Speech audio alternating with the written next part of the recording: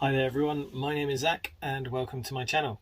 Amongst other things, I'm a reenactor and a jouster, and this is my backplate. Back when I first got this, some of my Patreons asked about why the backplate itself is segmented like this. Now, if you've been following the channel for a while, then you'll know that this armour that I have is based on an effigy that is in a church in Lingfield in England. And the problem with making a reproduction of an effigy is that very often they are lying on their back. There are a few examples where they're not, but very often they are. And this creates a problem because that means that the back is not actually sculpted, so we can't see what the back looks like. This is made even more of a problem because in the English style that my armour is debatably made in, we don't actually have any examples left of this armour. Now, the reason I say that my armour is debatably made in the English style is that it contains some aspects of the English style and some aspects of what some people would consider to be quite Italian. It's possible that it might be an Italian-made harness in the English style, or an English armourer building something to look like it is Italian or taking some ideas from Italian armour.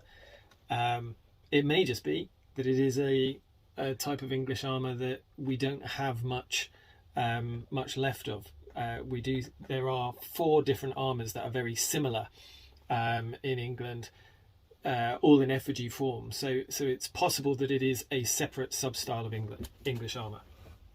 Anyway, so the backplates of these harnesses have to be, we have to make it up a bit. We have to think, oh, what can we do? So I spoke to Toby Capwell, who has written some incredible books on English armour, and he has been a driving force and a great help behind this whole reconstruction project. And he suggested going for the segmented style of the Italian backplate. Now, some people think incorrectly that this is a way of gaining some kind of movement, which unfortunately isn't the case. You can see that, yes, it is made up of separate pieces, but each one is riveted in 3 places. And so therefore there isn't any movement gained from this whatsoever. The rivets are not in slots, and this is standard for extant Italian back pieces that have this segmented style. So they're not slotted, they're not on leathers, they aren't to give any form of movement. So then we have to ask ourselves, why is this style of backplate so important? I'm just going to pause here because that was a question that was asked to me by my Patreons. If you want to join me on Patreon, you can find a link in the description down below. There are several levels of Patreon there. I need to say a big thank you, especially to my Knight Patreons who get a shout out in my videos, and you'll see their names coming across the screen now.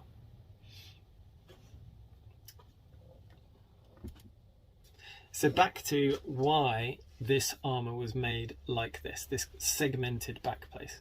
There are several different possibilities. One is that it's just fashionable and it allows you to add a nice detail. Some of the harnesses have quite deep cusps and filed work showing in the construction. We didn't go for that here because it seems like for the rest of this armour, most of the details are done either with gentle cusps like we see it on the placard, or with rolled edges like we see here. Everything else tends to be going for something smooth, so that's why we went for these shapes here. Another possibility is that it simply hadn't occurred to people to make them in one piece. Now this might seem strange to us, but the armour piece, the breastplate, it evolved from a coat of plates. So separate smaller plates was the origin, and then they grew into larger uncovered plates. So actually we're not talking about someone looking at one solid piece and going, oh, I could make that in smaller pieces. But we're actually looking at a piece of armor that was originally smaller pieces and then gradually became bigger and one solid piece. So just thinking about the way that it has grown over time and evolved might give us a clue into that. Another real possibility could well be cost.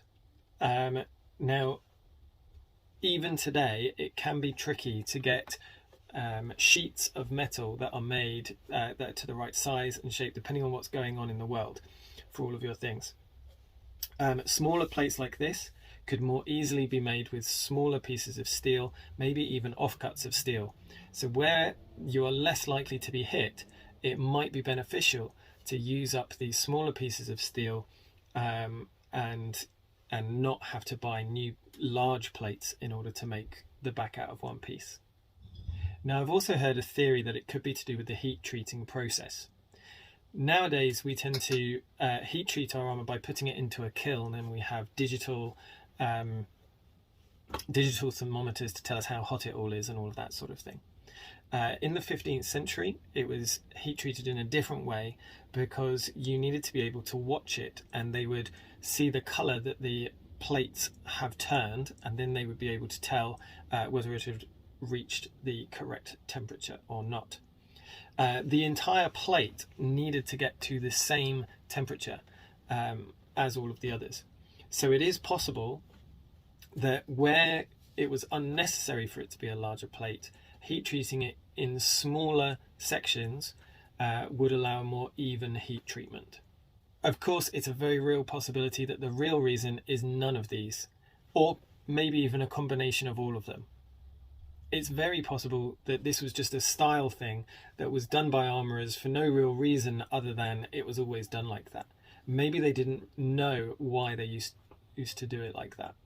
For my cuirass, it made sense to borrow this style to show a link to the possibly Italian nature or Italian influences within the rest of the harness.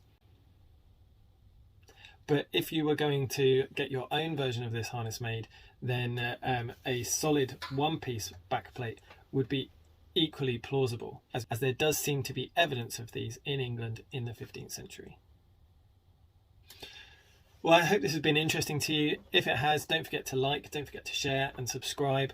If you're able to and would like to support the channel a bit more, then you can head over to my Patreon and join up over there. Thank you very much, guys, and I'll see you in my next video. Bye-bye.